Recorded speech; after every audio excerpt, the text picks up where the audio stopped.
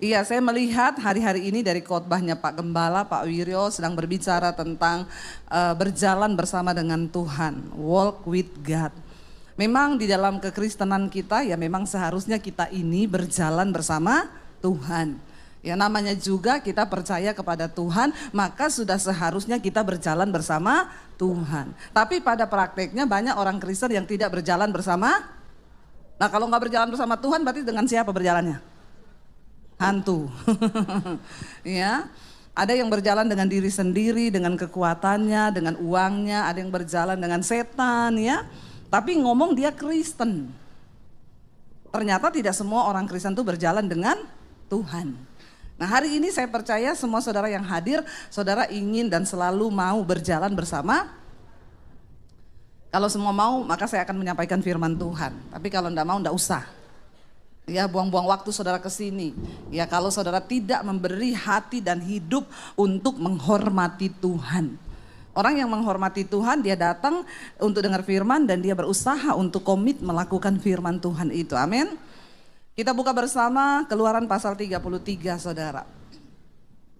Judul perikopnya di sana adalah Musa meminta penyertaan Tuhan di gurun, ya. Kita ini tidak di gurun aja, kita perlu Tuhan. Apalagi kalau lagi di gurun. Nah, siapa yang hari-hari ini hidupnya lagi seperti di gurun? Ya, ada? Enggak, Bu. Soalnya di Serpong ini sudah hijau semua. Jadi kita tidak lagi di gurun, tapi di taman, sekelilingnya pohon. Puji Tuhan. Mari baca bersama ayat yang pertama. Berfirmanlah Tuhan kepada Musa, pergilah berjalanlah dari sini, engkau dan bangsa itu. Keluaran 33 ya. Engkau dan bangsa itu yang telah kau pimpin keluar dari tanah Mesir ke negeri yang telah kujanjikan dengan sumpah kepada Abraham, Ishak dan Yakub, demikian kepada keturunan mula akan kuberikan negeri itu. Ayat 2 baca bersama.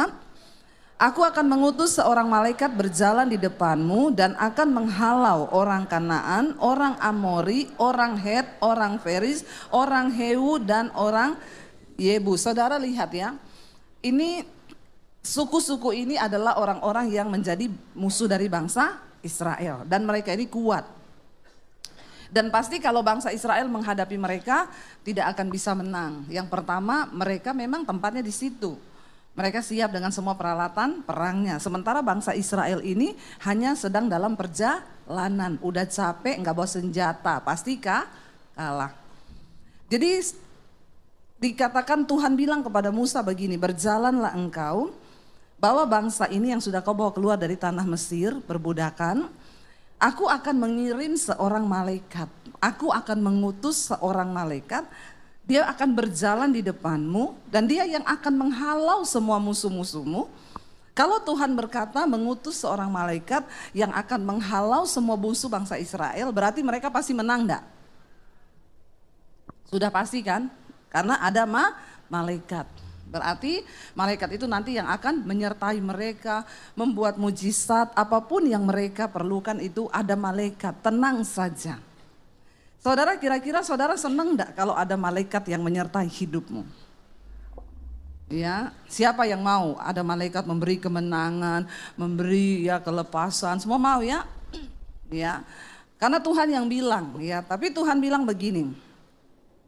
Ayat 3 ya, yakni engkau ke suatu negeri yang berlimpah-limpah susu dan madu, sebab aku tidak akan berjalan di tengah-tengahmu karena engkau ini bangsa yang tegar tengku, supaya aku jangan membinasakan engkau di jalan. Saudara, kalau Tuhan bilang, Tuhan kasih saudara malaikat, tapi Tuhan tidak berjalan bersama saudara. Siapa yang masih mau? Ada mujizat loh, ada pertolongan loh, ya, ada malaikat yang menyertai, tapi Tuhan tidak berjalan bersama saudara. Siapa yang masih mau? Melihat mujizat loh. Melihat pertolongan loh, enggak usah pura-pura, pencitraan semuanya ya, enggak mau. Siapa yang enggak kepengen mujizat? Iyo, berapa banyak dari orang Kristen kalau ke gereja itu karena cari, ya berdoa enggak dijawab-jawab, ya minta kesembuhan, minta kelepasan, minta pemulihan, keuangan, ya bahkan banyak orang Kristen mencari Tuhan karena berbagai kebutuhan. Nah ini kebutuhannya dijawab loh. Dikasih malaikat yang akan menjawab semua kebutuhan yang kau cari selama ini. Tapi Tuhan bilang, tapi aku ndak ikut berjalan bersama engkau. Masih mau ndak? Ya, siapa yang ndak mau mujizat? Siapa yang mau mujizat? Tadi katanya ndak mau, sekarang mau. Ya, semua orang itu pasti mau, saudara. Tapi ayat ini sangat memberikan kita satu hal yang ternyata tidak semua orang berjalan yang dia berkata dalam visi Tuhan. Tidak semua orang yang berkata dia ini percaya Tuhan, bahkan dia mengalami mujizat-mujizat itu ternyata tidak semua mereka berjalan bersama Tuhan. Tuhan bilang, aku kasih malaikat, malaikat beri kemenangan, malaikat menyertai engkau, tapi aku ndak ikut. Kenapa? Karena bangsa ini keras kepala, keras hati, tegar tengkuk, pasti mereka binasa. Tuhan ndak bisa berjalan karena Tuhan itu Tuhan yang kudus. Dia nggak bisa dengan orang yang keras kepala, kepala batu. Lalu saudara dikatakan di sana ayat 4, ketika bangsa itu mendengar ancaman yang mengerikan ini, berkabunglah mereka dan seorang pun tidak ada yang memakai perhiasan. Berfirmanlah Tuhan kepada Musa, katakanlah kepada orang Israel, kamu ini bangsa yang tegar tengkuk, jika aku berjalan di tengah-tengahmu sesaat pun tentulah aku akan membinasakan kamu. Oleh sebab itu tanggalkanlah perhiasanmu, maka aku akan melihat apa yang akan kulakukan kepadamu. Saudara, kita melihat waktu bangsa Israel mendengar ancaman yang mengerikan ini. Jadi ternyata orang Kristen bisa hidup, bisa berjalan, bisa mengalami mujizat walaupun tanpa Tuhan. Tanpa Tuhan. Tapi ternyata ini adalah keadaan yang sangat mengerikan. Amin. Ya, mengerikan saudara. Ya, ketika Tuhan berkata, aku akan kirim malaikat, dia akan mengurus semua kebutuhanmu, menghalau semua bungsu-musuhmu, peperanganmu, tapi aku tidak berjalan bersama engkau. Bangsa Israel merasa itu ancaman yang mengerikan. Nah, saya pengen saudara kita semua mengerti kenapa Tuhan gak mau berjalan bersama bangsa itu. Kenapa saudara? Karena mereka ini keras kepala, keras hati, tidak mau bertobat. Ya, satu-satunya cara di hidup kita ini agar Tuhan berjalan bersama kita, mari kita sungguh-sungguh hidup menghormati Tuhan, hidup di dalam pertobatan. Amin. Banyak orang terlihat masih pelayanan, masih hebat, tapi ternyata Tuhan tidak beserta. Ini sangat mengerikan. Nah, tanda atau satu hal yang bisa kita membuat kita percaya bahwa Tuhan masih berjalan bersama kita apa? Waktu kita ini masih hidup menghormati Tuhan. Kita tidak berbuat dosa, kita berusaha untuk mengejar perkenanan Tuhan. Bagi bangsa Israel ini ancaman mengerikan. Walaupun mereka mengalami mujizat, kalau Tuhan tidak ada dalam hidup mereka, buat apa saudara? Sekalipun hari ini saudara kaya, keuanganmu baik-baik saja, tapi kalau tidak ada Tuhan buat apa? Ya, buat apa? Walaupun engkau sehat, banyak orang hari ini merasa nggak butuh Tuhan. Mereka Kristen, mereka itu ke gereja setiap hari Minggu hanya karena aku Kristen maka aku ke gereja. Tapi imannya nggak pernah tumbuh, kelakuannya nggak pernah berubah. Yang selingkuh tetap selingkuh, yang berzinah tetap berzinah, yang nipu orang tetap nipu orang, yang utang nggak bayar juga banyak. Hello, tapi di sini nggak ada yang ngaku. Ya, apa yang menyenangkan Tuhan dalam hidup kekristenan kita saudara? Ya, Tuhan itu gak tertarik dengan segudang rutinitas keagamaan kita yang kelihatannya dalam tanda kutip dilihat orang rohani. Ya, saya nih pengkhotbah, percuma orang melihat saya khotbah, wah luar biasa. Kalau saya hidup tidak menghormati Tuhan, gak punya takut akan Tuhan, maka semua itu nol, sia-sia. Kau menipu diri sendiri. Ya, Tuhan gak bisa ditipu, tapi kau tipu dirimu sendiri. Karena Tuhan tahu apa yang kita lakukan. Makanya hari ini berhentilah pencitraan. Karena Tuhan tahu. Makanya dalam kitab Ibrani dikatakan, tanggalkanlah beban dan dosa yang merintangi engkau untuk masuk dalam perlombaan yang diwajibkan bagi kita sehingga kita memperoleh mahkota yaitu kemenangan ketika Tuhan datang. Karena di sekelilingmu itu banyak saksi. Dalam hidup kita ini banyak saksi loh saudara. Saksi yang pertama siapa? Tuhan. Mata Tuhan menjelajah di seluruh bumi melihat orang baik dan orang jahat. Gak ada satupun dari kita yang hidup hari ini yang bebas dari pemantauan mata Tuhan. Amin. Makanya di rumah kalau mau berantem sama suami, ingat ada mata Tuhan melihat. Di gereja saja gandengan. Ya, begitu pulang di rumah, ya udah maki-makian suami istri, nggak bicara 3 hari 3 malam, malu mata Tuhan melihat. Amin. Ya, kita pulang udah selingkuh, udah bersinah, udah melakukan dosa, malu mata Tuhan melihat. Bukan cuma itu, saksi kita yang kedua adalah siapa? Setan. Setan tuh bisa lihat hidup saudara, walaupun saudara tidak bisa lihat setan, tapi setan bisa lihat saudara. Jadi di sini kau nyanyi, kalau kau pulang berbuat dosa percuma ya. Karena setan juga tahu hidupmu. Di gereja nyanyi sekali Yesus selamanya Yesus. Pulang bikin dosa setan bilang pret. Ya benar gak? Tuhan gak tertarik dengan semua rutinitas keagamaanmu kalau tidak disertai oleh ketaatan melakukan firman Tuhan. Yang kepahitan tetap kepahitan, yang iri hati tetap iri hati, yang dengki tetap dengki. Tidak bicara dengan mertua, tidak bicara sampai 1 tahun, 2 tahun. Ada loh orang Kristen tapi dia duduk di gereja tiap minggu.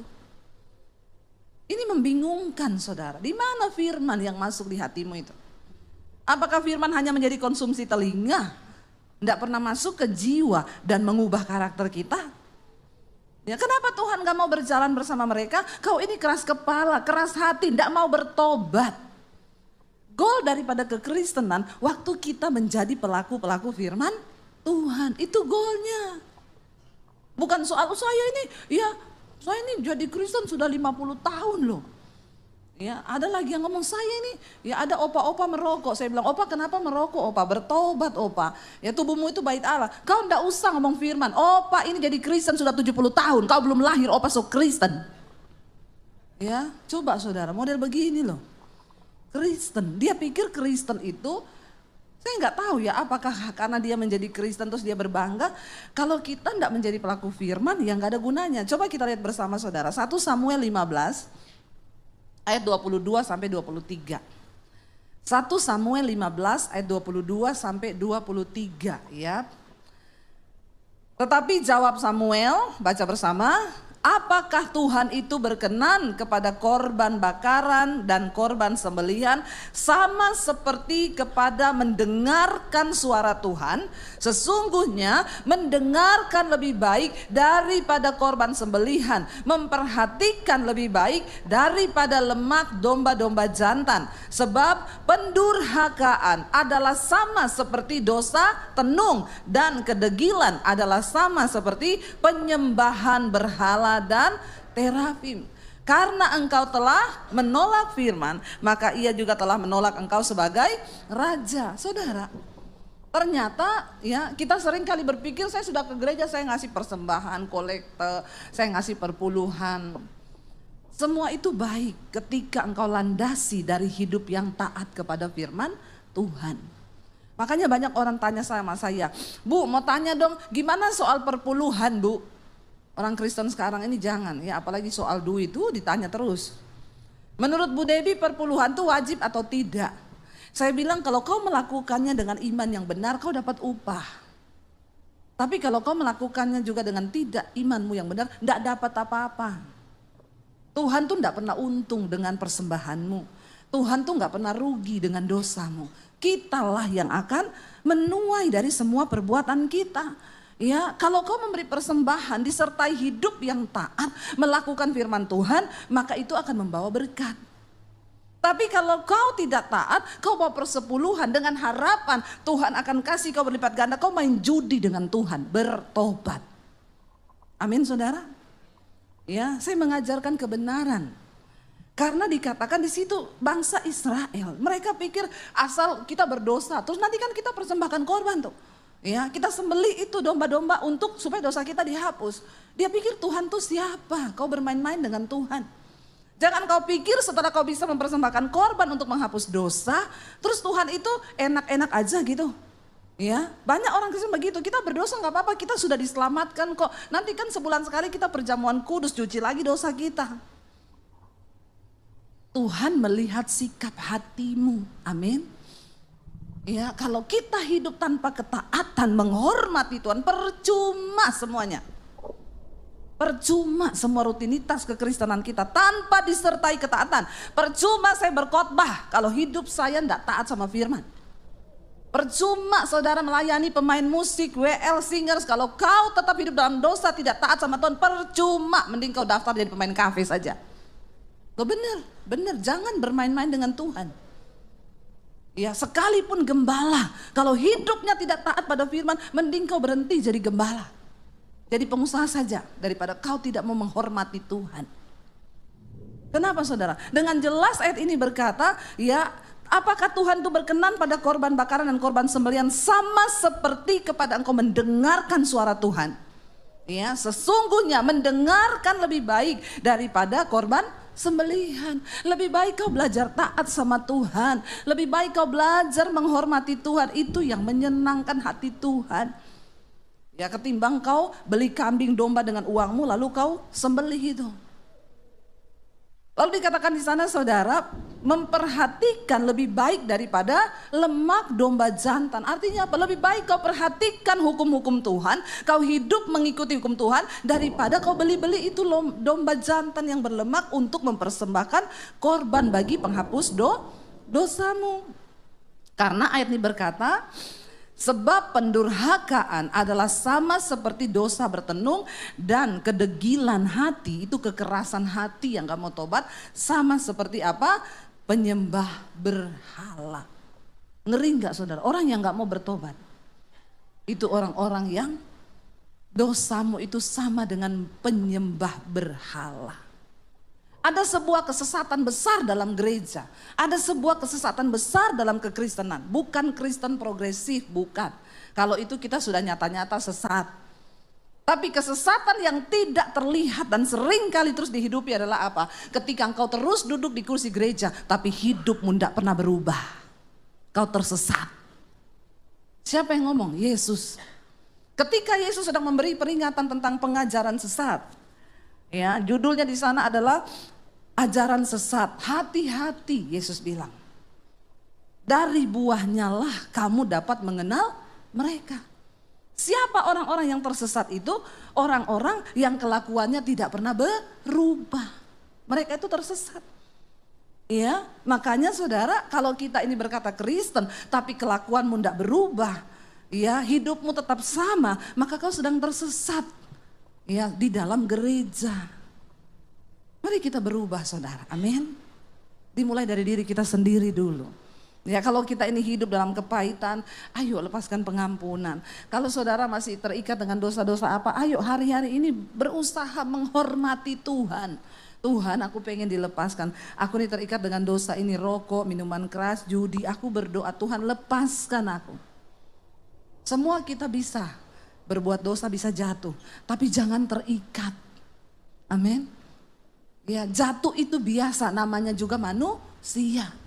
Tapi kalau terikat, nah itu kau sayang dengan dosamu. Kau lebih mencintai dosa daripada mencintai Tuhan. Ya, makanya bertobat saudara. Nah, dikatakan di sana, saya pengen kita baca Roma 12 ayat 1 dan 2. Makanya dikatakan apa itu ibadah yang sejati? Karena itu saudara-saudara, demi kemurahan Allah, Roma 12 ya. Demi kemurahan Allah aku menasehatkan kamu supaya apa? Kamu mempersembahkan tubuhmu sebagai persembahan yang hidup, yang kudus dan yang berkenan kepada Allah. Itu adalah ibadahmu yang sejati. Janganlah kamu menjadi serupa dengan dunia ini, tetapi berubahlah oleh pembaharuan budimu sehingga kamu dapat membedakan mana kehendak Allah, apa yang baik, yang berkenan kepada Allah dan yang sempurna. Goal dari kekristenan adalah ketika kita mengerti mana kehendak Allah. Dan kita belajar melakukan. Amin saudara. Dalam segala hal di hidup kita. Ya, ketika kita mau marah sama orang, lalu firman Tuhan ingatkan kita jangan marah. Tinggalkan panas hati, itu kehendak Allah. Makanya saya selalu berkata, enggak usah tanya-tanya pendeta, enggak usah konseling. Ini jemaat ini paling suka konseling terus. Konseling enggak berubah-ubah lagi hidupnya. Sudah bolak-balik konseling, saya pelayanan di satu gereja. Ada bapak-bapak datang, Bu saya mau minta waktu mau konseling sebentar ya Pak, saya jadwalnya padat ini Pak. Ya kayaknya gak sempat saya konseling sama Bapak. Lalu gembalanya datang, gak usah dikonseling Bu, kenapa? Setiap pendeta datang dia tuh konseling terus. Ada ribuan pendeta. Setiap datang dia minta waktu konseling. Nah masalahnya kau itu mau berubah atau tidak? Sebenarnya semua persoalan di hidup kita ini jawabannya sudah ada di firman Tuhan. Lalu saya tanya sama Pak Gembala itu, lah Pak emang dia masalahnya apa Pak? Berat nggak? Dia itu ditinggalkan istrinya Bu. Sekarang istrinya pergi sama anaknya. Loh kenapa? Orangnya pelit, nggak mau kasih duit sama istrinya. Oh ya kalau itu nggak usah dikonseling. Dibaptis ulang, direndam 20 menit biar buka mata langsung di rumah Bapak di surga. Lebih baik jiwanya selamat walaupun tubuhnya binasa. Coba untung gembalanya kasih tahu saya. Ya. Lalu mau pulang dia ketemu lagi, Bu sempet nggak Pak? Bapak ditinggal istri ya? Kenapa? Bapak nggak kasih duit sama istri? Langsung, iya Bu, soalnya kan gini. Ya udah Bapak tobat sekarang, cari istrimu, telepon terus minta nomor rekeningnya. Itu aja dulu, itu aja. Kalau mau Bapak istrimu pulang, ya minta nomor rekening istrimu transfer sana. Amin Bapak-bapak. Bapak-bapak di WTC luar biasa nih ya.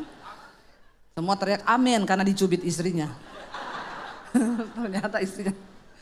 Ya. Ada jemaat itu bolak-balik konseling terus.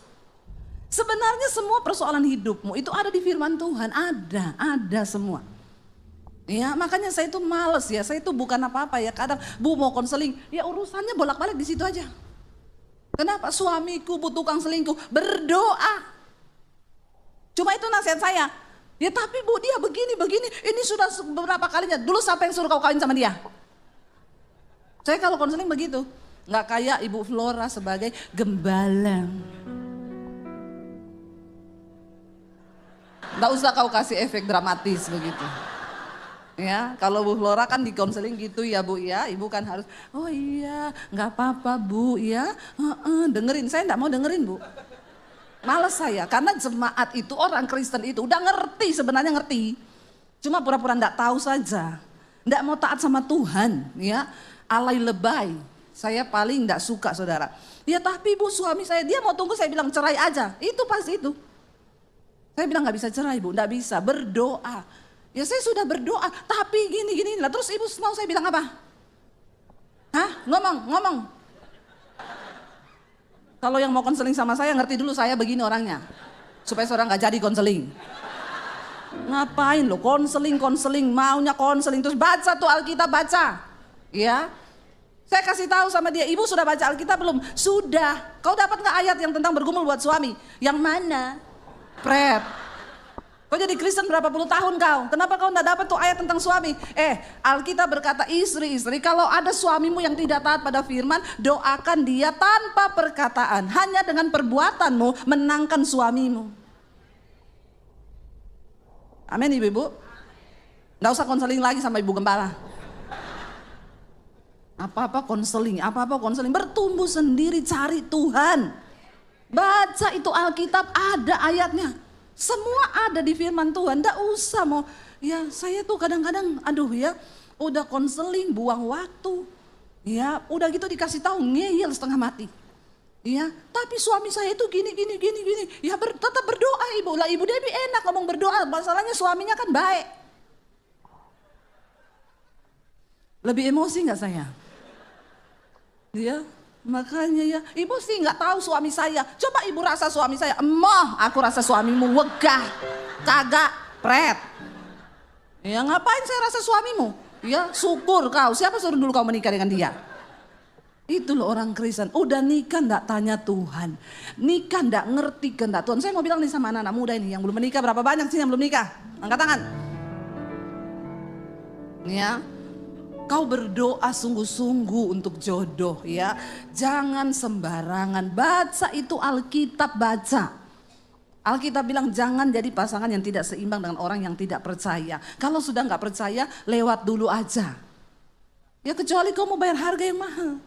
Ya, kenapa hidup kita menderita? Karena kita ini Kristen tapi tidak berjalan bersama dengan Tuhan. Apa itu berjalan dengan Tuhan? Hidupmu itu seiring dengan firman. Karena firman Tuhan itu suara Tuhan. Amin. Ya kita orang tua ya, kalau anak cuma datang minta duit tapi dia nggak nurut sama kau, marah enggak saudara? Ya, dia narkoba, dia gini, dia gitu, tapi dia datang, "Pak, minta uang, Mah, minta uang." Rasanya mau saya pites kau. Ya ada anak begitu, Tuhan tuh kayak begitu. Tapi coba jadi anak nurut, "Mama maunya saya gini." "Oh iya Ma, oh begini, oh iya." Nggak usah minta, dikasih duitnya, amin. Ya jangan kita ini menjadikan Tuhan tuh apa. Nanti kalau udah ada masalah baru Tuhan kenapa begini. Ya untung saya ini bukan Tuhan loh. Bener saudara, untung loh, untung. Kita tuh bersyukur punya Tuhan yang panjang sabar. Udah kita nih keras kepala tapi tetap Tuhan tuh mau memberkati. Nah dikatakan di sana saudara, ayo berubah. Karena ibadah yang sejati itu waktu kita mempersembahkan tubuh yang hidup, bukan yang mati ya.